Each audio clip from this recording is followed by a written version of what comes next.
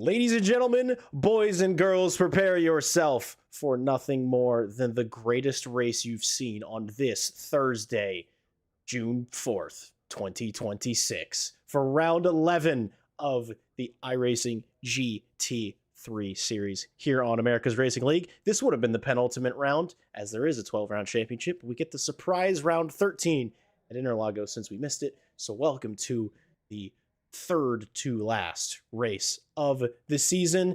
It's a packed house. It's a beautiful day. We are in the heart of Tampa Bay at the newly released St. Petersburg Grand Prix circuit in St. Petersburg, Florida.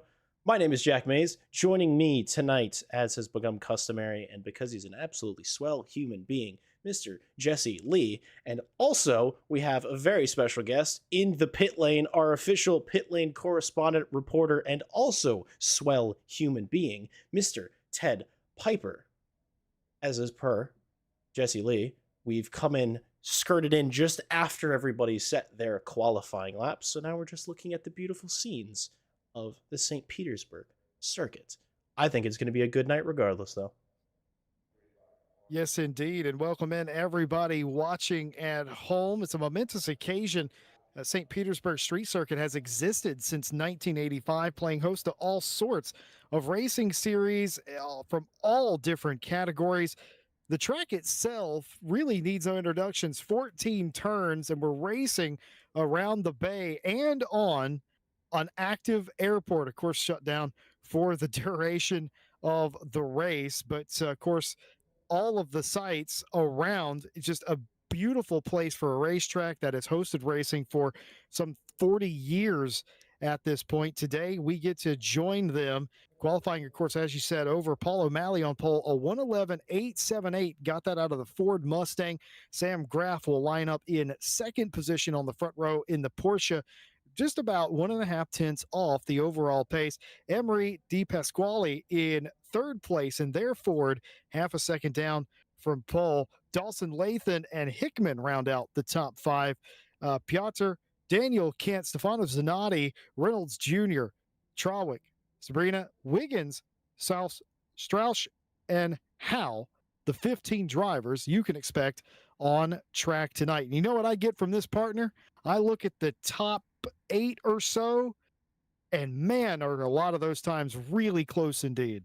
Yeah, it's supremely close. It was looking good in practice as well. A lot of super close times, a few cars within a few tenths, and qualifying in its current form is all about putting in that one good lap, because after all, you get 2 valid qualifying laps. It is a 10-minute session, but you only get to use your 2 best times.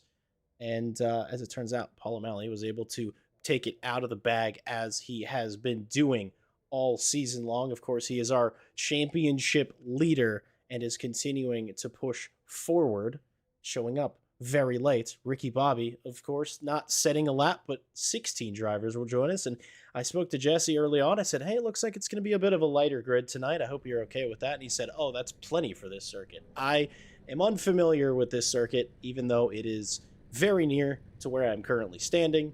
And we saw a couple epic crashes in practice as well. Hopefully that stays away for the race, for it to unfold. But I think it's going to be an absolutely brilliant night. I think it's going to be a heck of a lot of fun, as was last week, and as is pretty much every single week that this series has been running.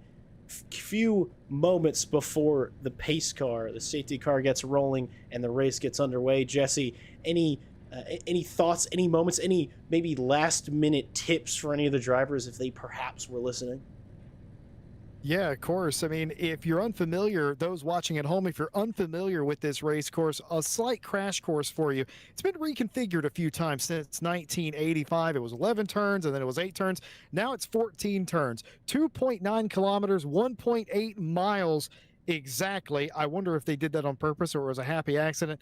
Anything from Can-Am to NASCAR and everything in between, including Formula and, of course, GT, have raced here over the years.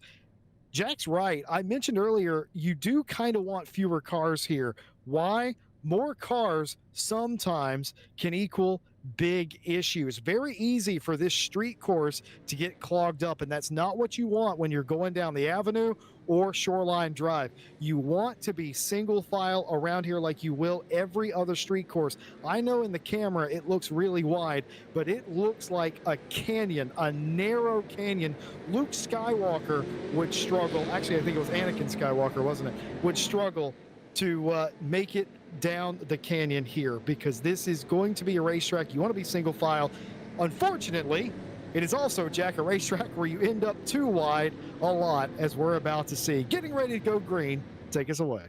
Absolutely, and I'm kind of expecting big things here from Sam Graff. He had a really good result yesterday, last week, probably hoping to equal that or better. He's starting on the front row, and green flag is out. Paul O'Malley goes for the launch, and Sam Graff equal as well. Nick Dawson-Lathan in the back looking really good. We got cars 3 wide getting ready to go into turn 1, and Rite Pasquale just having a little bit of a moment, tapping the back of a car. Piotr Jabilski as well, sort of seeming to be elbowed out, but I think he's holding on to 4th just back there. I saw the McLaren of Michael Hickman as well hanging on to it. They're all immediately trying to get into single file. No moves being made. Particularly interestingly, no crashes happening immediately. Piotr and Hickman, they've been dueling all season. They're going to continue to do that tonight, but it seems like Chabilski might be able to get through, and he has done just for the moment. That was a really, really measured start, and from a really impressively restrained grid of racers, but I know for a fact that, Jesse, it has only just begun. Another ARL start, another perfect start that we've seen here this evening. Everybody weighed just about cleanly. A couple of little mistakes, the only critique from me, that led to some of the drivers ending up in precarious positions. But beside that, it has been a fantastic start to the race, and it is a fantastic start for Paul O'Malley. 3/4 of a second pulled out, was gone when the lights went out, and let everybody else pick up the pieces. Dawson-Lathan second, Graff down to 3rd, Shabilsky in 4th. We're centered on right now. It wasn't a particularly great start for Anne-Marie, but they were able to get away cleanly. And a lot of times that's more important. I tell you what else, it's going to be a race of attrition. Even though the start was clean, this racetrack chews you up and spits you out. Look at how many concrete barriers there are around the racetrack. One mistake, especially as the tires start to wear, you're going to get it and heat up as well. You're going to find yourself in trouble, and the likelihood of making it out of St. Petersburg Street Circuit unscathed for 60 minutes are incredibly low. You got to minimize the mistakes, but how are you going to do that when you're racing drivers like Anne-Marie is right now, trying to get back inside the top 5?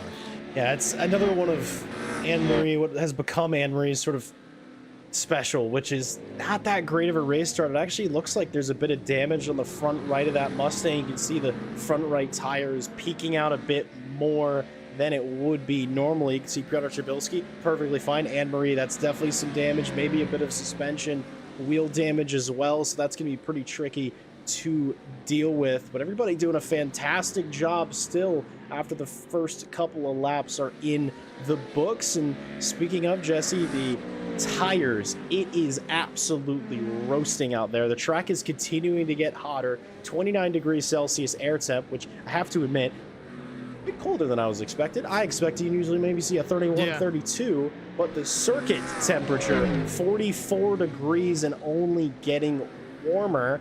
I know that tire changes aren't really on the menu and haven't been on the menu any week, but I'm wondering if there may be an opportunity that these things get so darn hot, they get so chewed up.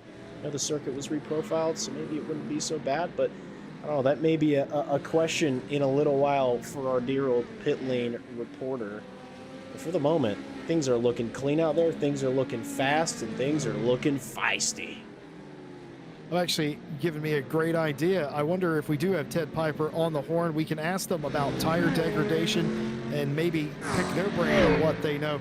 Ted Piper, it's 44 degrees C on the track. That's absolutely roasting in any series. We know that they won't change tires most likely, but what is this going to do to the tires here today?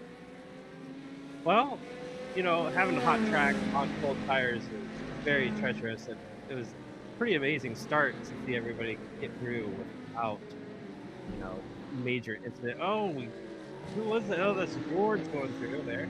But yeah, these drivers are probably not going to be taking tires. It'll probably be the same strategy as always. And you know, they're probably going to and whatnot, but overall, it's not going to be terrible, I wouldn't think. I've never been on this track, so I can't really speak too much from experience, but I do know in practice the guys were definitely complaining about tires and the track being hot. So that is definitely slowing everybody down. And see, that guy goes wide there. Who was that? That was Kent pushing wide there. I don't think that they would, have bad tires just yet, but at all. But if you overcook them and dive deep like that, that is not going to be helpful. Ted Piper joining us down in the pit lane will bring us insight throughout the race. Jack, I think that's an excellently put point. He's talking about the drivers complaining about that in practice. If it's a problem in practice, it's going to be a problem in the race. Remember in pre-race I said they were going to be side by side, though they don't want to be? Case in point. Yeah, that was really well done, giving each other space, but I think George Reynolds Jr. just couldn't get it through in his yellow and white Corvettes, but he had a look for sure, and the space was given by Daniel Kent. He said, well, if we're going to race this, let's race this clean, and beautifully done. It almost looked like David Wiggins and the other AMG behind had a bit of a moment. I'm realizing it's a bit of an AMG-packed mid-field here, as maybe another move for George Reynolds Jr. He just seems to be a little bit more confident out of corners, have a bit more run, but on the brakes, though, he's maybe going to need to look behind rather than looking ahead as, the AMG starts to go around. I think those tires got a little too hot. A lazy spin out of turn 14, and around goes Daniel Kent, and through goes George Reynolds Jr. It's a freebie, but it's not going to be one that he's probably going to hold on to very long. It's a late move for the AMG. If he's able to hold on to it, he might be able to. Not quite, and he's going to have to drop back. Javi Sanabria in the red, white, and blue AMG came through, but that was a heck of a dive in a send, as we call that in the business, Jesse. That was some excellent work. I didn't even know you could lock up the brakes on a GT3 like that. He locked them up going into turn 1. Well, I think now would be a time, because I don't know that was a thing either. Mr. Piper, what's your insight on that? You can lock up brakes if you push it hard enough. I mean, the ABS is going to be working over, but yeah, you can lock it up. Especially here in iRacing, like over in LMU, you guys, you can press it to 100%. It's not really going to lock them up or anything, but here in iRacing, we're playing around with 60, 70% brake pressure. And if you go to that 100, like in a panic, like that looked like it was a panic, it'll lock them up and he'll push you way wide, and that's going to overcook the brakes. It's going to take him a lap or not the brakes, the tires. It's going to overcook the tires, and it's going to take him a lap to cool off. Is that maybe it comes into question the way people are setting up cars? Perhaps they're turning down their ABS settings, because of course in these GT3 cars you can do that. You can basically ask for less electronic assistance on the brakes. Maybe someone's running ABS too low, or is it something where pretty much at all levels you can experience a lockup like that? He could be running it low. That's true. That's something that I haven't. I know that I've locked it up before, and I've had ABS pretty high. And it just, it doesn't lock them up in the traditional sense. It's just like you've pressed it too far. You've pressed it too far. The tires are overheating, and the ABS is working overtime, and you're just pushed forward. You're just going to push right through that corner or into back to somebody, which I've experienced. So. Haven't we all? It's part of racing, and part of the reason why, at least in my case, I won't speak for you two, that I'm here and they're there in the cars, making it look easy. But thank you for that. This is why we bring in the specialists, ladies and gentlemen, because we being Jesse and I, are a bit of iRacing goobers, as it were, and get the guys that know what they're doing. Of course, though, Ted, we're looking forward to you being back on circuit once you're not in the middle of the world working all the time. So that will be it's good to see, and we'll say nice things about you, and hopefully you don't bin it on camera. Yeah. Not that you would. Wow. Oh, Wow. who's Javi? Oh, Javi. Sanabria off into the tire pack. That car doesn't look terribly disturbed, but that could be a red herring. They could have just got off. They rejoin. The car looks kind of okay, but certainly rattled the driver in the number 14 Mercedes. They're going to have to shake it down. Yeah, I don't see any major damage there. That seems to indicate they either got it stopped in time or they very, very softly indeed got into the wall. I'm willing to believe they actually got it slowed down. They just misjudged. Could be more of that ABS intervention that Ted was talking about a moment ago.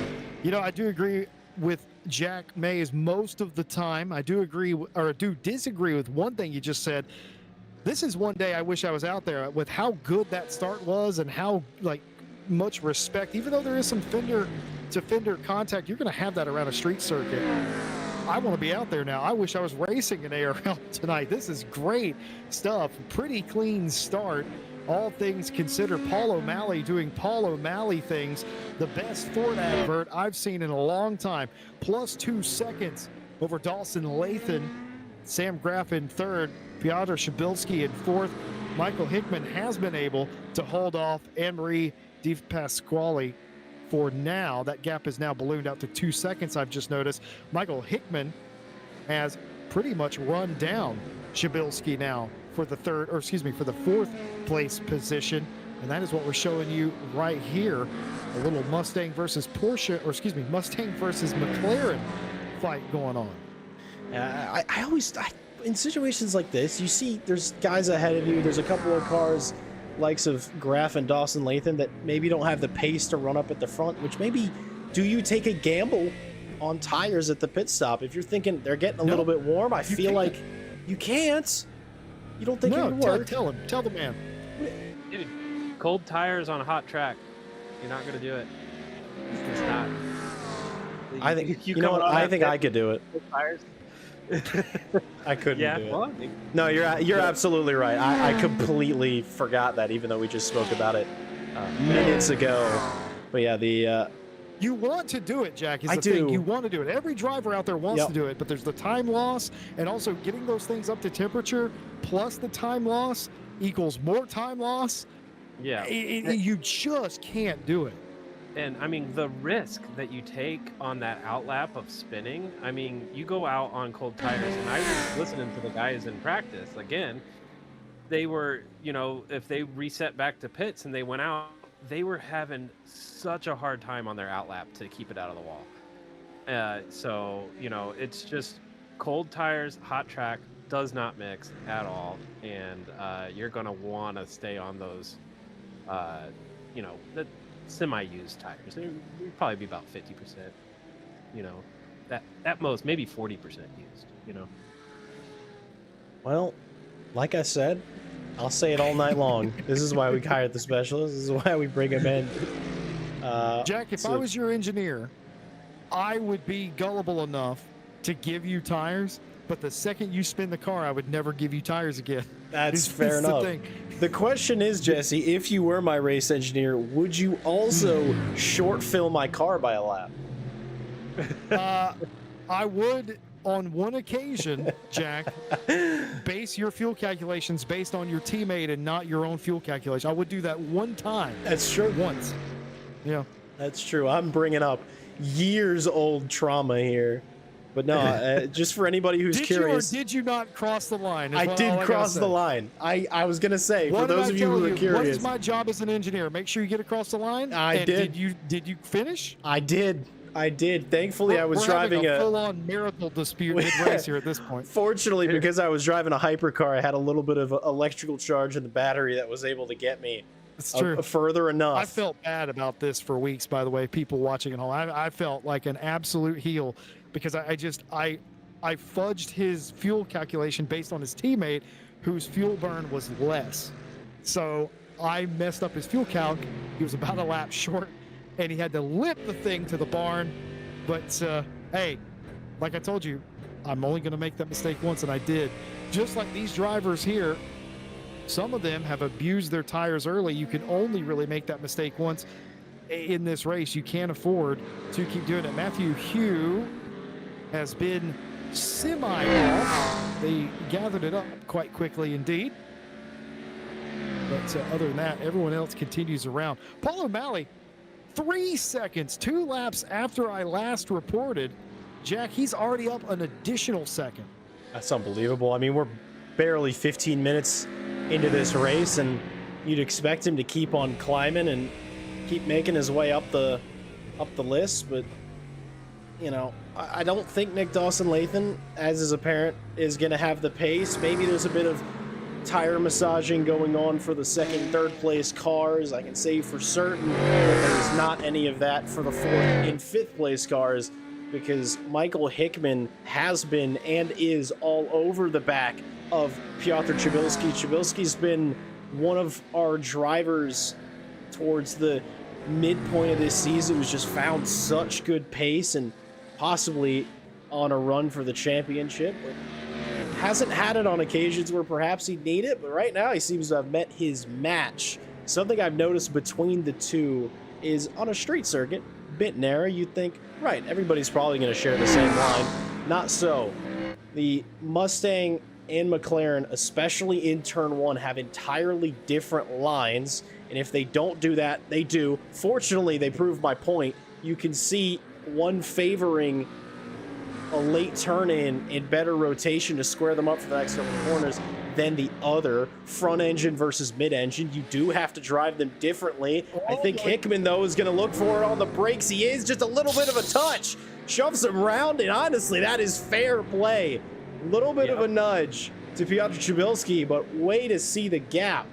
Michael Hickman just squeezes his way on through, coming through turn 4, and a bit of a drift on the exit.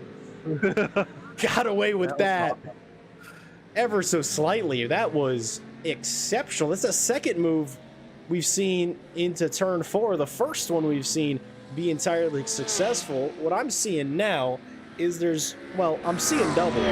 So now there's 2 Mustangs that look like they're in this for a fight. We're very late. Chabilski, maybe a little kiss on the tail of that McLaren. It is very pretty. I wouldn't mind. And a flash of the lights. Jesse, that to me, that seems like a I'm coming for you flash. Not a you did something wrong. That is a watch it. I want that position back.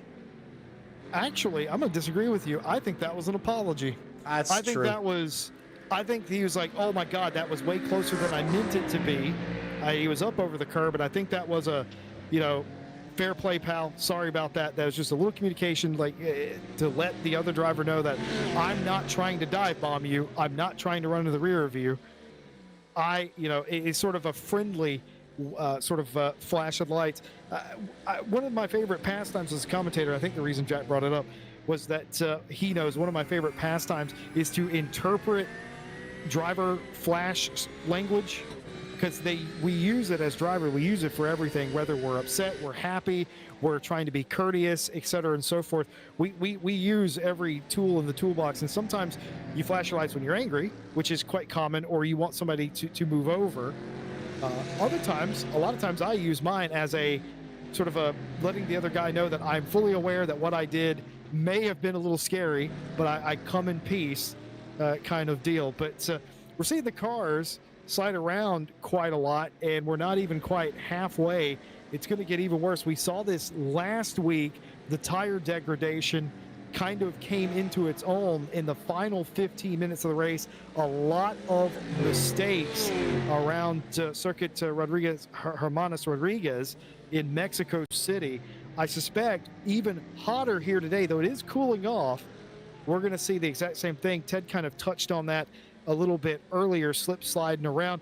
The difference between Mexico City and here is you slip slide around here, you're going to see more of what Hickman did, where you slide into the wall. And cousin, let me tell you, you don't want to do that here, because you're going to smack the rear tire and you're going to break the tie rod, the toe link. your everything, and that's going to end your day. I've hit the wall here so gently in an Indy car in the past, but even still, it removed all of my rear downforce. So it was really nice at the turn to do that. But if it can happen to me in an Indy car, it can happen to them in these cars, and it probably will as the tires degrade. Ted, comment? That, now that you say like that, they were having troubles in that heat last week, and there was some mistakes at the end. So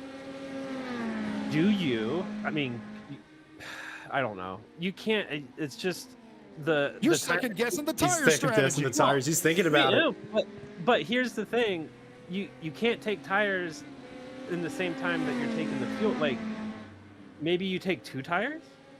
That could be the same time. That you could take. That could be like, left side, perhaps. Yeah, maybe that could possibly be a strategy, and I don't know if anybody's thought about that.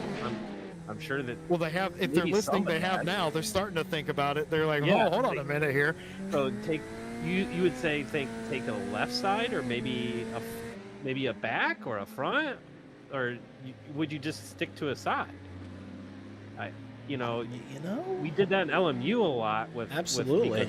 because we have limited tires, but I've never done that in iRacing, so I have no clue how it would feel or if it would benefit. If anybody's looking for a race engineer and is happy paying 3 people to do one man's job, the 3 of us together seem like we could figure out a reasonable strategy.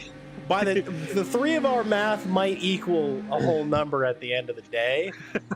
I don't know. I think there's maybe an opportunity here. I'm pretty sure in F1 there's more than one guy sitting on the wall. That's true. Or girl, of course. There's more than one human being sitting on that wall making those decisions, even though there's only one guy that talks to the driver.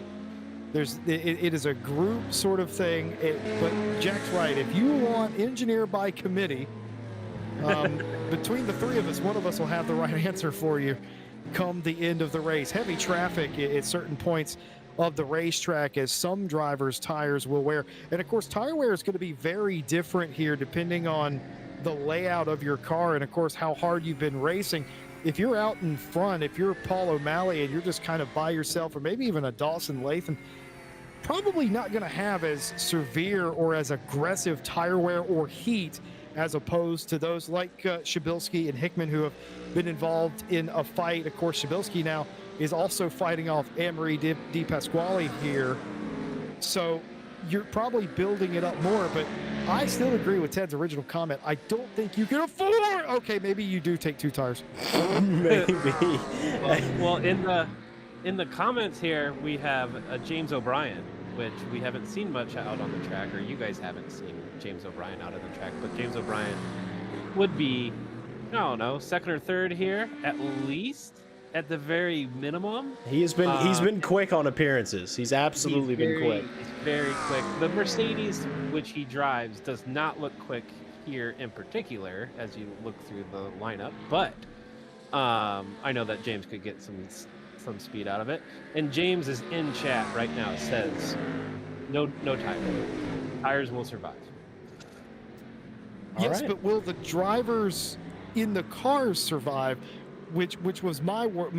If I was an engineer, my biggest worry right now, like I have faith that the tire will hold and you'll have some tire left, but will we get to a point where grip is so minimal that we start sliding the cars around and it becomes detrimental? Of course, I think he's right. I think you cannot afford that. You need, above all, to just drive to a limit and not get tires. I don't think you can make up the time, especially around here. Now, by the way, in the pit lane, that'll be the first stop of the day of the drivers today. Everyone will come in, of course, but the Aston Martin driver in the pit lane. I still think you cannot. I agree with that sentiment. You cannot afford to do it, but I am going to say this, gentlemen. Somebody is going to pay the price of not taking tires by putting it into the wall before the end of the day. Last week is anything to go by. You hope not. I hope I'm wrong. but I do worry about the concrete confines.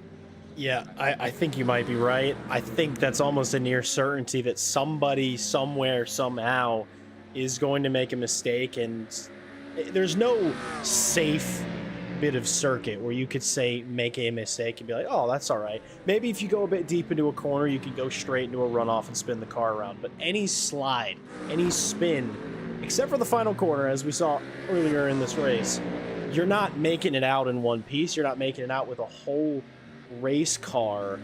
And Ted, I think you might have poked a bit of a nerve with Mr. James O'Brien, trashing the Mercedes, and well, he's not trashing. He's just speaking on the evidence that we have in front of us tonight, as Matthew Howe is cycling around. Javier Sanabria is now in pit lane, the second of the goers, but everybody sort of having to work their way around. I think that's going to happen a bit. The packs are stretching out for sure. Everybody's sort of spreading out. There are only the 15 cars that are on circuit, and oh my lord, a late send from Piotr Shabilski into the final corner.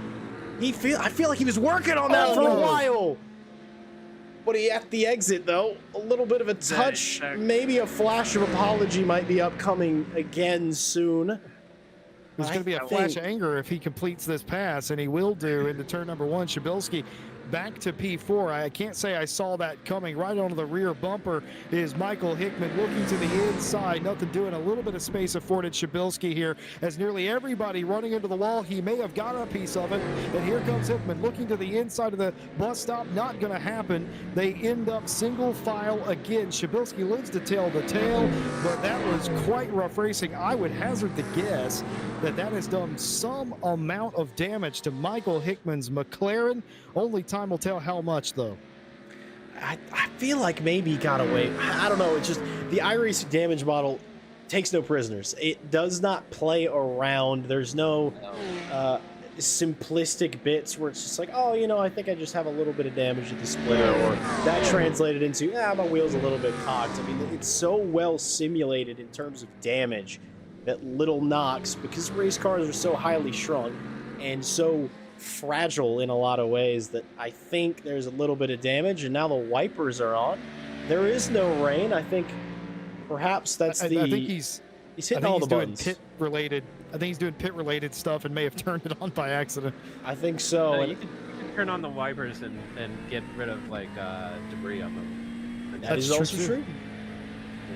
I'm looking to see. It looks like that steering wheel's perfectly straight for Michael Hickman, so no apparent steering-related damage. He did hit the wall while Shabilski hit him. So it could be offset. I'm not really worried about the tracking of the car being incorrect.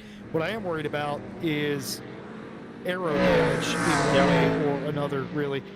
In real life, we'd be worried about fenders on tires and slow punctures and stuff. I'm not really worried about that either, but perhaps an aero disadvantage maybe, but hopefully iRacing was quite kind and didn't really model. I didn't see that pass coming. When Michael Hickman drove up to Shabilski and passed them initially, had nearly a second lead after that as well. I just assumed it was going to go off without a hitch, but no. Shabilski found the pace and came all the way back and pulled Anne-Marie with him.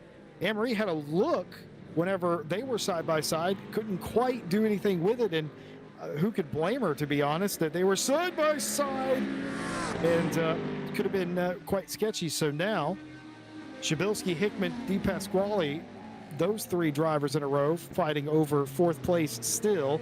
And another group has formed. Instead of two Fords, it's two Chevrolets this time. Zanotti leads Reynolds Jr. and Trawick all in a line. Yeah, but there's a special name for that car in this commentary box, of course, driven by Blake Trawick. It is the Calberghini Huracan, as it has become to be known. There's the alternate name of the, I forget what I called it earlier, the Ted, The can you Lambert- fire this guy? the Lambercow, the Lambercow Muracan or something like that. I came up with an additional name before the race, and I've immediately forgotten it. It does seem, though, because Blake Trawick was the one who was immediately behind Stefano Zanatti, that George Reynolds Jr. found their way through at some point. Nick Dawson-Lathan from second place is now entered pit lane. Of course, these cars limited not for a fuel requirement, but rather a minimum or maximum fuel load in the car. They can only fill up to 55%. So it's not that they have to, by the rules, they have to, if they want to finish the race, need a little bit of fuel. Nick Dawson-Lathan either running on fumes or just deciding, maybe I'll pit now, I seem comfortable. The good news is everybody that's coming out of pit lane, I could almost guarantee is going to be in some form of clean air, which could be a bit of a worry pitting early, but they'll get away with that, and I think that's gonna maybe start a bit of a chain reaction, or is rather the reality of the amount of fuel capable of being in these cars. But I am so impressed, and I think, Jesse, you know this, we've been on a bit of a theme lately in most of our broadcasts, pretty much all of them, how well everyone's driving in terms of safety. It's been unbelievable. I don't know. From somebody who has seen you and others race in this league, to do going from that to actually broadcasting, it is quite amazing the races that I've been able to see from this perspective. It's just how much respect and how close wheel-to-wheel racing there actually is. Hickman and Di Pasquale, by the way, in the pit lane this time. But yeah, it is just fantastic racing. I asked you off camera earlier today, I was like, what is it about ARL that the drivers just sort of mind themselves and do these great races? I don't know what it is, but it is incredible. George Reynolds Wallace, or George, I don't know where I got Wallace from. George Reynolds Jr. got a little bit out of sorts hitting the curbs. That's another thing we haven't really talked about much tonight. You don't want to hit the curbs here at all. They're just too big. They upset the car. They're anti-cut curbs for a reason, and a couple of them have these little sort of gullies in the middle of them too that just further exacerbate the problem. Reynolds Jr. ran afoul of one of those, nearly lost the car, and has lost Zanatti as a bonus, or another detriment, I should say. I do like, by the way, Jeff, Dawson-Lathan coming in. You got to, if you're going to want to win the race, if you're going to try and win the race, what you're going to have to do is do something that Paul O'Malley isn't doing. You're never going to beat him playing his game. You got to do something different, and if that's coming in early, that may be something that you can do to control your own destiny. Will it close the gap? Probably not. But you're never going to beat him by following him. I love the call. I love the mix of pit strategy. Shabilsky in this time by as well. That's oh, go ahead, Ted. Corvettes are going long. As is the Lamborghini with its all of its 10 mighty cylinders. So what does that tell you? The Mustangs are drinking fuel, that's for sure. Has Sam pit? Well, he There he has is. now. Just It does seem a little bit like, because I These would guys not. gotta be in this lap. I would almost hope so. I mean, when you're sort of being towed by one another, you'd think, yes, able to save a bit of fuel if you really want to. But Stefano Zanatti's still going around, and he's been leading the train this whole time. I expect to see the three-long train going down pit lane. They're not. They're going again. Serious? Oh, man. They're moving on.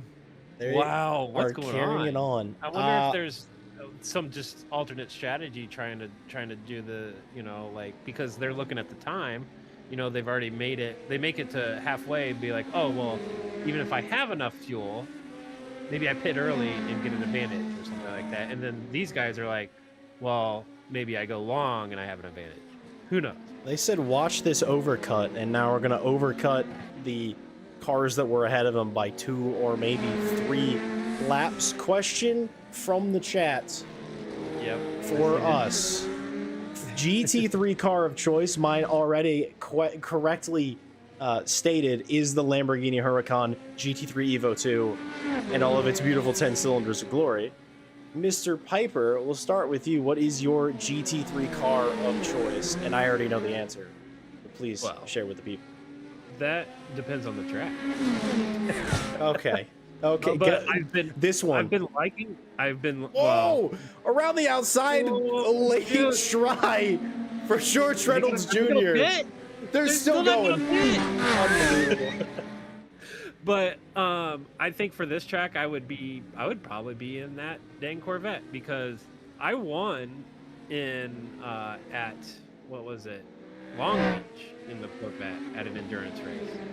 So I love the Corvette at Long Beach. We've been driving, me and Groove have been driving the Corvette in all of our IMSA endurance events, and it's been pretty fun. I've done it at Monza, at Long Beach, and had pretty good success. And then the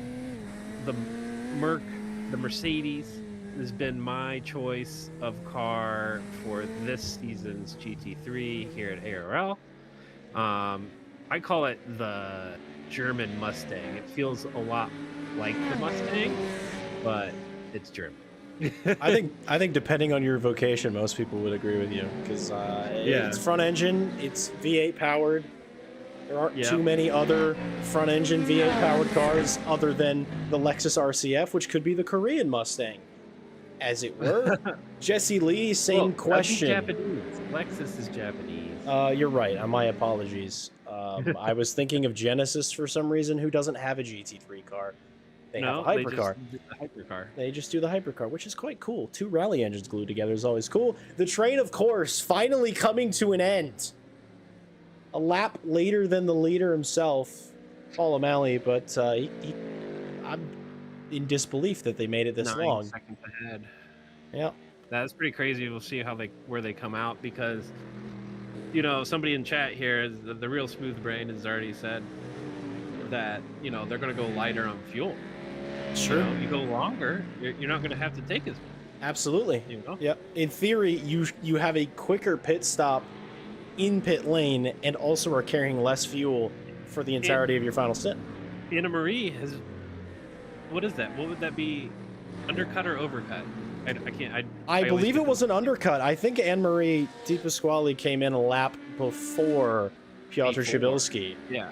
And Piotr, pitting a lap later, went long enough that he lost 2 positions. Oh, he did. To Hickman because and both those guys, both Michael and Anne-Marie pitted before Peter. And both those cars now have damage that has been partially, at least, somewhat fixed. Because it will fix the damage as fueling. Jesse Lee, now that we're allowing you to step out of your corner, you may answer because honestly, I've known you. Whenever you called Lexus Korean, I had to I'm step sorry. out of the box. I'd like to apologize to both. My apologies to both South Korea and Japan. I don't know. Kia needs to make a GT3 car. Something. But actually, I've known you for a long time. I know some of your racing habits, but I have no idea what GT3 car you prefer. So I'm actually David Wiggins is yellow. As curious as the viewers. He's gotten underway and he's not broken. What is your favorite GT3 car, Mr. Jesse Lee? Well, yeah, that rather depends. If you ask in general, I love an underdog, and right now Ford is absolutely an underdog in GT racing. They've got. They're so handicapped by their lack of experience in the category, and I think that shows up on the racing product and also the durability of their race cars. Nothing said about the talent behind the wheel of those cars, because that's great. I just think that they're so far behind everyone else's GT3 program that it's easy for me to root for them. I'm a Ford fan. It just makes sense. But I would have to say my favorite GT3 car of all time is actually the Cadillac GT3 car that nobody remembers. That thing made a noise that you wouldn't believe. It was so loud. Like it was, that thing sounded like America. But yeah, some people forget that Cadillac made a GT3 car, and in some cases, utterly dominated with it for only a couple of years before that program was retired.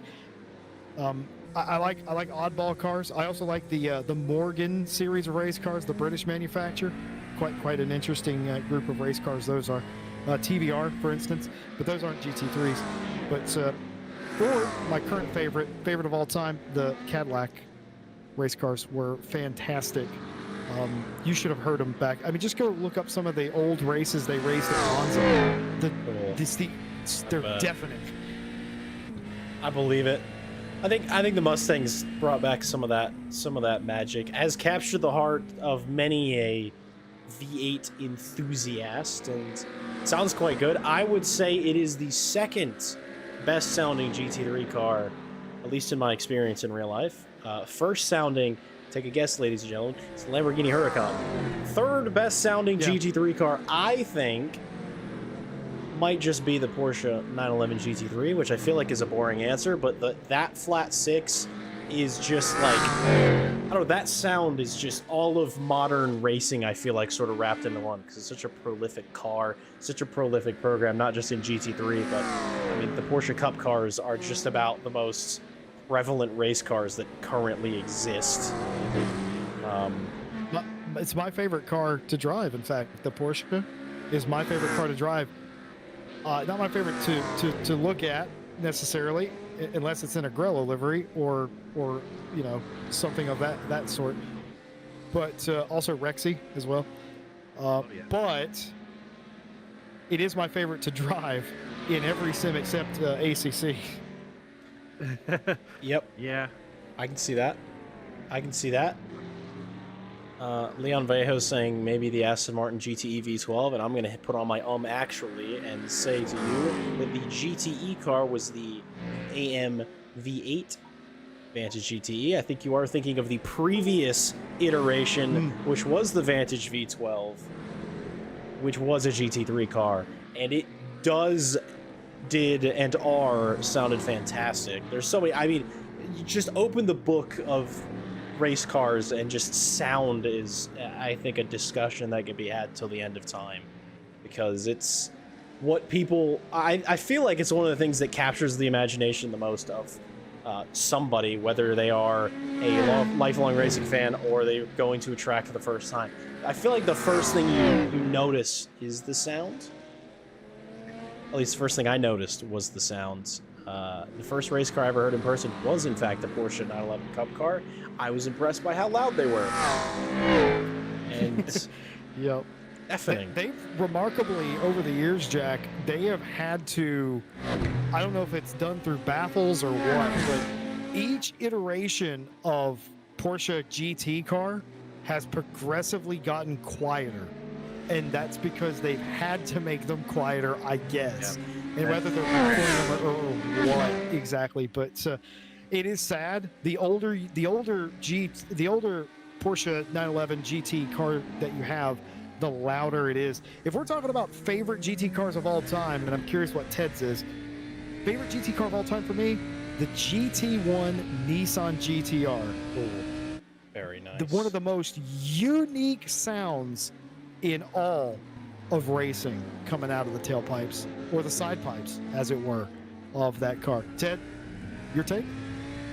Porsche Cup. Okay. I mean, it's a GT car. I mean, it's a GT. Absolutely. But yeah, I mean, I just love the Porsche Cup.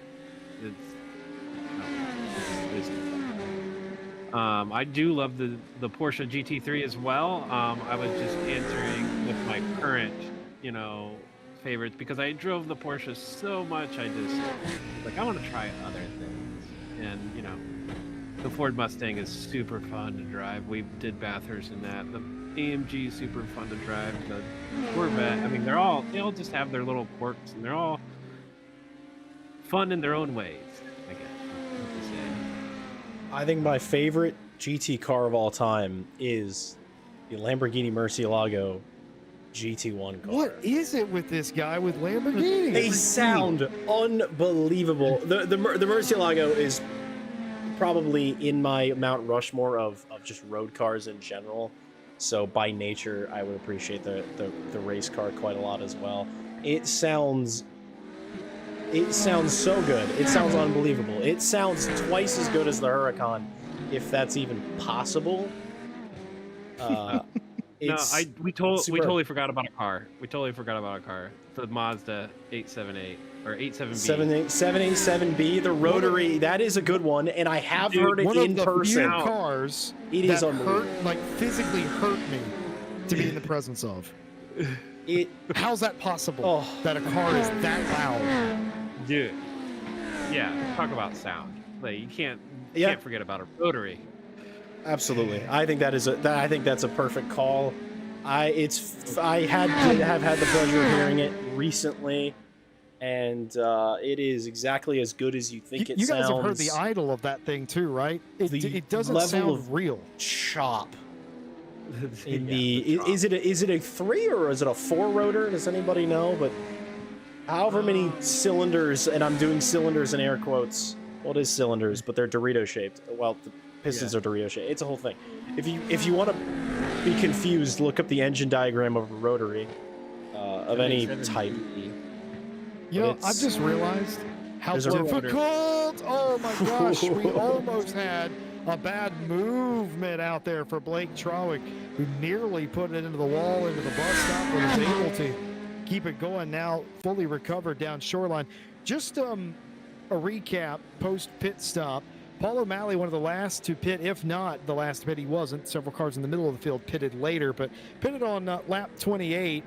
No issues there. No issues for really anyone on and off of pit road.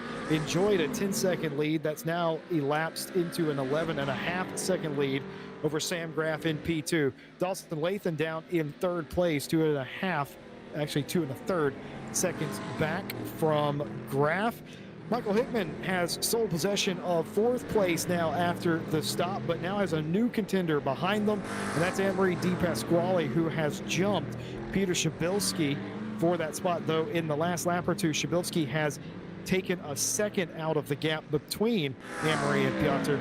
Those two getting closer as they run. Stefano Zanotti is now finding themselves regrouped and challenged by Blake Trowick and George Reynolds Jr. A couple of those positions also swapped hands during the pit stop cycle. A couple of cars are off. David Wiggins. Now, how in the world did he get there? Now I think that off of the racetrack. Him and Matt. Yeah, I think there was something else that went around.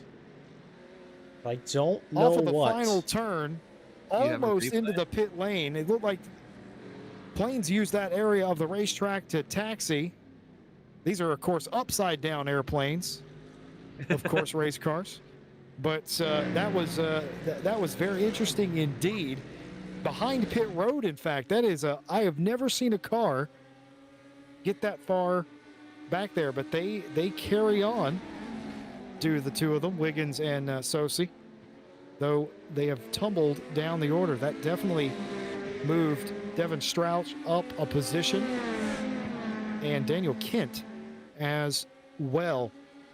You have to ask yourself, 12.5 minutes left in the race, are we seeing some of that tire deg? It doesn't look like these drivers on screen have had any particular trouble with it. Zanotti leads Trowick, but here's Reynolds Jr. as they're now tucked up against each other. Again, remember, it was two Corvettes in front of the Huracan earlier. Now the Huracan is forgive me, they're the beef in between the buns here, trying to get that spot away from Zanotti as Trowick now. Are these cow puns, are we loving them, chat, or do you want us to stop? Whatever they say, don't stop. I'm not gonna Jack's stop. not going to stop regardless, but I will respect your decision and stop. I do believe on my replay screen, I do not have something listed as an incident between those two cars, but I have two incidents of them suddenly going into the pit entry. So I'm going to play those replays and perhaps give us some sort of insight into what happened. Everything normal here. Yep, this is David Wiggins over the taxiway, and He just loses it. Oh. He just loses it, And and he saves it. He doesn't make contact, and it is synchronized spinning. I saw the other car in the background. That was synchronized spinning. Both of the cars, I kid you not, did the same thing on the same lap in the same corner. How That was absolutely about that? improbable. I think, And though, neither one of them hit anything. George Reynolds Jr. has now come down In pit the pit lane. lane again. Unscheduled stop. Possible moment just moments ago while we were looking at that. I do have this is a crash. That is a crash for George Reynolds Jr. I think it's a toe to pit. I think it's an immediately towed to pit. Did not like where he was sitting and said, nope, I'm out of here. That's a shame. The 3 horsemen of the cowpocalypse. I was really forced. I apologize. What are you doing? I apologize. There is no cow level, Jack. What are you saying? The 3-way fight that's been given us. People in chat that get that joke, they're gonna love that one. Perhaps, but no, it means we're short a car. Really, you see chat? This Everybody's. chat is really Yes. I love you guys. Chad, I'm gonna have beef with you after the race, I think. Man, I love the puns. I love the puns. Well, our Triforce of drivers now down to a duo as they continue to fight for this position. And I was just praising the 3 of them that they looked like they were not having handling problems. But gentlemen, I think that what that illustrates is just how hard it is and just how sudden it can be onset. He just lost it in turn number 2, where Fifth Avenue rejoins the racetrack, and I mean, it can happen to him, it can happen to anyone, and it likely will before the end. We are in that part of the race where horrible things can happen in a flash. We saw 2 cars spin off by themselves, Wiggins and Sosi. We saw Reynolds Jr. not get away with a hard contact with the wall, hit him with the front and the rear, a toe to pit road. And of course, that leaves these 2, Hickman and DePasquale, to fight over that position. But is it as not DePasquale, excuse me, behind them, Zanotti and Trawick, is it the same thing, though, for Hickman, DePasquale, and now Shabilsky, who fight over 4th place? This battle renewed as well, but just in a different configuration than they were. And Marie, the big winner of the pit stop cycle here, putting together another good race, has Shabilsky all over the back of them. But what do you do here, Jack? Honestly, if you are DePasquale, do you let Shabilsky go and pray that they upset Hickman enough that you get by 2? Do you defend more than you attack? What is the answer? In Not the closing that. embers, I thought that was, I was going to say that was a lunge, wasn't it? Yeah, I don't think you release Piotr Shabilsky if you can avoid it. Though it might be coming sooner rather than later, because early on, I mean, Anne-Marie's had a seat to their duel pretty much all race, just about, and know that they're pretty much equal. You're not expecting Piotr to jump ahead, get alongside, really slow that McLaren down, but I feel like you almost sort of need to figure out whether you're fighting for fifth. I might be losing my mind, but I think the Lamborghini, the Muagini, I think Blake Trawick's hit the wall. Oh no. Oh. I think you might be right. He's no longer appearing. I think he may have given it the old the Alt F4. I do not unfortunately have anything on the replay screen from Blake Trawick, so I'm wondering if it was maybe just a straight disconnection from the session. Oh no. In some ways that's worse. I think that might be exactly what happens. Oh my goodness. That is a heartbreaking. You make it through 53 minutes. You're sniffing the tail of Stefano Zanotti, the Italian stallion, for about 53 minutes.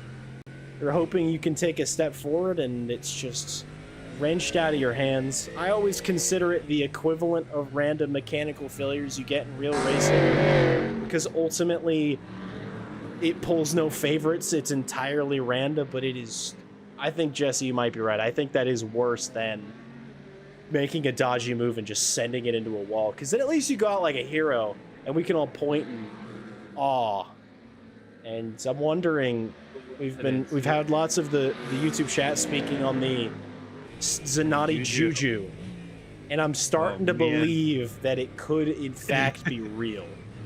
The Italian Juju.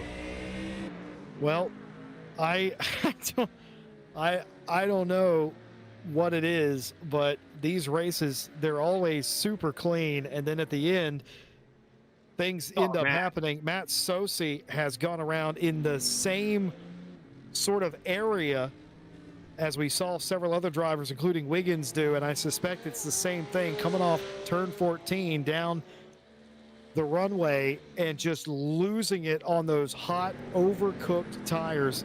We saw that in Mexico City a week ago. We've seen that tonight. It looks like a repeat. Of course, hotter tonight than it was in Mexico City as well. On the track, we're experiencing some cloud cover on parts of the racetrack, but still 37, nearly 38 degrees C track temp. That is quite toasty indeed. Even Australians would say that's a shade bit too hot. But you know who's even hotter? Paul O'Malley. What can you say? 16-second gap. I kind of agree with Ted Piper. We need to create O'Malley class. I think so. In the upcoming season 2 of this very championship that will be coming in a few weeks after the conclusion of this season. Of course, we still have 2 more rounds to go after this one. Tonight, there will be 3 classes of cars, a standard pro-am, and a full amateur class of cars. Give everybody a bit of a championship to fight over, because ultimately, we're not all as fast as this man, but it also seems that nobody is as fast as this man besides this man, the Dadman GT. Man. Look at that. He's flirting with it. The crazy thing is 16 and a half seconds. He knows he doesn't, all he has to do is not put it into a wall. He is not slowing down. He's still fully committed to this racetrack. Yeah, I mean, and why would you slow down? I mean, a lot of times I've never told, as a manager or an engineer, I've never told my drivers to slow down. I know what happens when you tell a driver that, and it's not good. Their braking points change, their mind wanders. Let them attack. If they've made it to this point, you have to trust your driver at some point, and Paul probably doesn't have all that, but he's got to trust himself in this situation to get to the end. And a lot of people look at that like, man, he's cutting it close with these walls, isn't he? And yeah, he is. I think he's earned that. If he's sort of getting as close so you can't put a sheet of paper between him and the wall. I mean, he knows his margins, and he's not overstepping that. I'm sure if he ever did, he would sort of back it down a little bit, but you got to respect him. He's still going out there, and he is trying every single lap. So often in racing, you'll see drivers get a bit of a gap, and they'll sort of, turn down the engine just a little bit. They'll back off, they'll coast a little bit, and they'll get a little cute with it. But no, Paul O'Malley doing his level best. An 11.4, the quickest lap of the race, and quite frankly, that was the lap we just watched him finish. This is the last lap. This is the previous lap time set by each driver. He went pro. Nobody in his area code. Nobody near him. That is unbelievable. Yeah. Flirting with it for a reason. He saw his Delta go green, I imagine, in the first sector and said, well, let's see what she'll do. And ladies and gentlemen, what she'll do. And he's gone to do an 11.42, 200ths off of the lap he just did. Honestly. Oh, yeah. Just absolute, just throw it away. Just look at the pace, man. So the tires, can't be doing that bad. I was gonna, you make a good point, Ted. All that talk about tires, and Paul O'Malley's like, no, mine are good. Mine feel good. They're great. Everybody else slip sliding around. Paul not having that problem at all. Well, we may see some slip sliding here. Hickman, DePasquale, and Shabilsky all fighting over this position, all back close together here in the dying embers. 2 minutes left to go. Just enough time for a couple of more laps around St. Petersburg. And gentlemen, I have to say, this has been an absolutely fantastic race. We've seen a lot of great racing, some good passes up inside the top 5 and the top 10, some battles, some pit strategy played out, of course, and I don't think we're quite done yet. This has been a classic ARL race in my mind. It's been great. It's been so stellar. I have not been shy to mention a couple of times that I'll be honest, coming into this championship, when I was asked, hey, can you come broadcast? I was like, yeah, sure. wasn't expecting a whole lot. iRacing is not my bag. I sort of, you know, naturally I'm gonna be a bit wishy-washy about it because I don't like it, therefore it's not good, right? Of course not. It's just been week after week of excellent races. I don't think there has been what I would describe as a boring or uninteresting race this season. It's been so stellar, and my hat's off to all the decision makers at ARL that put this on, and of course to all the drivers, because at the end of the day, the skill on display every week is their own, and it's just been incredible, and it will continue to be for about another lap. Paul O'Malley is getting ready to see the white flag, and it seems that everybody in this Triforce of fighters is just, they've kind of met their match within each other. The gaps have not changed at all. Everybody's sort of adjusted their lines so that nobody's getting through, and I certainly don't think that anybody's going to be throwing it away on this last lap. Maybe I would wager to say that this is going to be a bit of a final lap hold formation. Of course, if an opportunity comes, Jesse, as any good racing driver knows, as long as a gap exists, and if you no longer go for that gap, you are no longer a racing driver. But of course, I don't think we'll see any drama from these three. I don't know why you would say something crazy like that, because I think the opposite's going to happen. Classic St. Petersburg finish. Somebody's going to have to push it. Somebody's going to have to go for it. In the final couple of turns, coming through 11, 12, 13, and 14, somebody is going to give it an extra, just a couple more beans than they had been doing. But what can you say about Paul O'Malley? Qualified up front, has had the race in hand all day long, reset fast lap late. Paul O'Malley cruises in the Ford Mustang to yet another impressive win here in St. Petersburg. Unbelievable drive, a champion's drive, if you will, and it's looking like he's just sort of beginning to run away with it towards the very end. Sam Graff, 2 weeks in a row, an absolutely stellar drive, best of the rest for him. Nick Dawson-Lathan's going to cross in third, and ladies and gentlemen, right at the very end, there it is. I was right. A bit of a moment between the three. Michael Hickman's going to cross in fourth, Anne Marie and Piotr Chabilski fifth and sixth. I absolutely will go and see that back immediately. What happened there? St. Petersburg happened, Jack. St. Petersburg happened. Let's see. Oh, it's a bit late. Oh, the door was shut, but it was left open. Anne Marie tries to come around. Piotr, oh, he got a bit loose. He almost got away with that. And you know what? Fair play to the two of them. Anne Marie played that perfectly. She knew that he was going to throw it up the inside, as you expect here at this racetrack. But she had that played perfectly. Even if he got back on the gas, I think she would have still beat him to the line had he not got sideways. But just incredible. I think Chabilski had to do something. I think Di Pasquale had them covered. Just exactly what you find here at St. Petersburg. Fireworks on the racetrack, a little bit of a burnout from Paul O'Malley.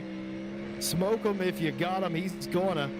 And what a fantastic finish to a fantastic race. Another absolute banger here at ARL. Just crazy GT racing. I love it here. Oh, it's just been so great. Victory donuts for the top three, removal of the front bumper.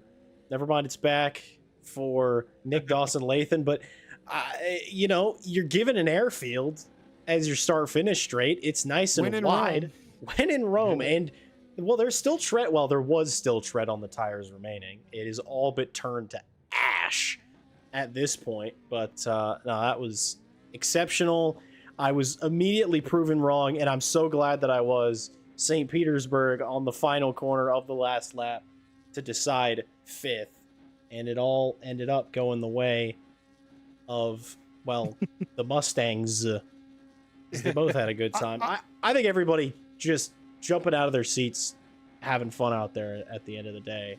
But man, I feel like Dawson-Lathan thinks that they've won this race, and it might feel a little bit like that as well. With, you know, you have Sam Graff and you have Paul O'Malley, and I believe Dawson Lathan just blew up his Corvette, burning it down, and that is nothing more American than that.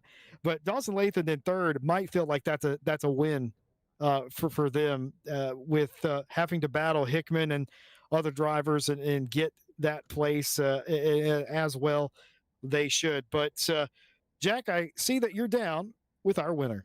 Absolutely. I found myself a Paul O'Malley, which I gotta say, we've been getting quite familiar with you. Not a complaint. Just Yeah, to it's be good clear. to talk to you again, Jack. But welcome back for another week. And we were all absolutely amazed by your race tonight and incredibly impressed. We went on board with you for just a moment. We watched you flirt with the walls. We had a discussion about how we were like, oh, you don't seem to be slowing down. I happened to pull up the previous lap times only to see that you had just then, in the last 7 minutes of the race, set the final lap. So, you know, I was going to ask you about tires. Not going to bother with that. They clearly worked. Just from your eyes, how did it feel out there? Well, I knew that fresh tires was going to be king. So the whole plan was get as far out in front as I could. I wanted to be around 8 seconds clear to make sure that if I took tires and no one else did, that I wouldn't fall back in position, because not only was tires going to be important, but it's just so tight here. If you're near the same times as other people, you just can't make a pass. Confirmed that even during practice with a couple of laps behind Nick, and just couldn't get around him because he had pretty good pace here too. So everything just went right according to plan, and couldn't be happier. That's wonderful. I mean, I feel like if the plan was, I don't know how the plan could have gone any more perfectly for you. And since, of course, Ted, you are our pit lane reporter, it is only appropriate that you, as we are standing in our imaginary pit lane, you ask a quick question or two to our winner. All right. So you can go up to, if you clicked on laps, you could have just clicked on lap 1 or whatever there. I did it the brute force way. I got there in the end. Yeah, you brute forced your way through. I just wanted to see. I wanted to see this start again. You know, like these guys, so clean through here. But Paul, you took tires then. You proved all of us liars. I did, and honestly, it was, like I said, just because in the first stint was able to get out far enough that I knew that the slower couple laps out of the pits wasn't going to put me behind. Right. And the only way that I could do the laps that I was doing there at the end was to come out on fresh tires for the second stint. So, yeah, it just worked out. Okay, so it's Nick is saying that he took tires too, which would explain why could explain why Sam jumped him in the pit strategy. Because if you guys remember, Sam Grafe was in P3 before the pit cycles, and after the pit cycles was P2 and finished out in P2. Of course. Nick is saying that he took tires.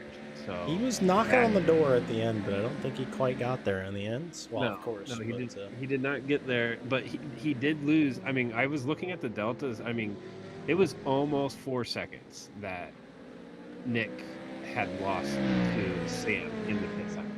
So I don't know exactly, like, what's the difference in taking tires and not taking tires, Paul, with the time?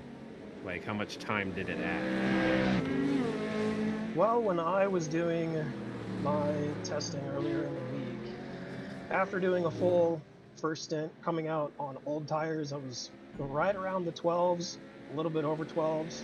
So getting the new tires is worth about half a second here for me. Okay, well, yeah, half a second. But what about in the pit stop itself? How much longer does it take to take tires?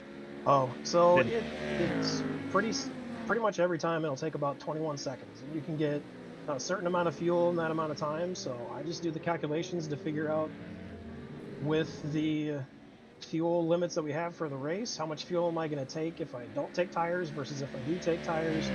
And I check to see how much time is that going to add on my stop, and then how much is that going to add being slower on those outlaps with the cold tires, and then look at the whole 50 lap distance, figure out which one's faster at the end. Oh yeah, you're doing the whole entire stint, and you know, us three race strategists here, I don't know if we could have figured that out. I'm thinking we were on the money. I think we get to keep our jobs. Oh, yeah? Of course, hit us up if you're looking for strategy by committee. That is our Yeah. brand name. That is our Yeah. our team name. Ferrari level strategists, I think we've got. Why, hey. We guarantee at least 6th place. I mean, that sounds pretty good to me. But Paul, absolutely spectacularly driven again out there this week, and congratulations from us. And I will say it because it seems to be working. Same time next week. I'll be here, and just want to do a quick shout out to two of my favorite people, Dottie and Budge. I'm glad that it's summer and you guys get to stay up a little later and actually catch a race for a change. So this one was for you guys. Thanks for watching. Awesome. Thank you. That was wonderful. Will you, Mr. O'Malley, have a wonderful night, and thank you so much for joining us. Thank you, Jack. Appreciate it. Ladies and gentlemen, boys and girls, Ted's, Jesse's, and Jack's, that was one hell of a race tonight. That was super, super fun. Absolutely stellar work from everybody else. Not as much drama as maybe as I was anticipating, but plenty of drama to keep us all excited. Any, Mr. Lee, any final words, any final thoughts from you? Yeah, I just, once again, I'm blown away. A clean start at St. Petersburg almost never really happens. It's such an interesting thing that 2 weeks in a row in a difficult set of corners in opening laps, we've had some fantastic starts and some fantastic finishes as well. The driver sort of quality, I think is the correct word, has been absolutely outstanding. And it has been a pleasure to call these races. And I mean, it's just whenever you have a clean start like that, it sets up a fantastic race where we get to sit here for an hour and we get to talk about strategy and see different groups of cars clumped together racing the entire time. And I know for the drivers, that makes it more fun too. It's a great series to be a part of, whether behind the driver's seat or behind the microphone. And of course, thanks to ARL for allowing me to be here. Ted, thanks for your insight. And Jack, thanks for everything else that you do. Felt slightly backhanded, but I won't think about that too much. It wasn't. You're the broadcaster and commentating. I was saying, no, I appreciate everything it. else you do. And we appreciate you being here, Jesse, of course. We've had a slew of guest commentators, and you, fortunately for them, are the most easily accessible in terms of time zone, because it means they don't have to stay up till 4 in the morning, even though they're often happy to do so. But we appreciate all of you. Of course, this series is not quite finished. We have 2 more rounds remaining. We are heading to Lime Rock Park for next week, which would have been the finale, if not for a bit of technical issues on the side of iRacing, which meant that we missed our race at Interlagos. So that will be the de facto season finale. So of course, come back for those. Season 2 on the horizon. If you're interested in joining that or any of the events hosted by ARL, head to americasracingleague.com. That will take you to the Discord. That will take you to SimGrid, where just about everything ARL is posted race-wise. Don't be shy. Join the fun and join an overall an absolutely stellar community with some stellar race drivers and some stellar racing to boot. That's going to do it from us here from America's Racing League. From the broadcast side, of course, thank you to my co-hosts, Jesse Lee, and the pit lane reporter, the man of the night, Ted Piper. I hope you all have an incredibly safe and wonderful rest of your week. Hope you have a good weekend. I will be back on Saturday on LMU for some more GT3 action and hopefully some equally good racing. With all that said and done, have a wonderful night, everybody, and we will speak to you all soon.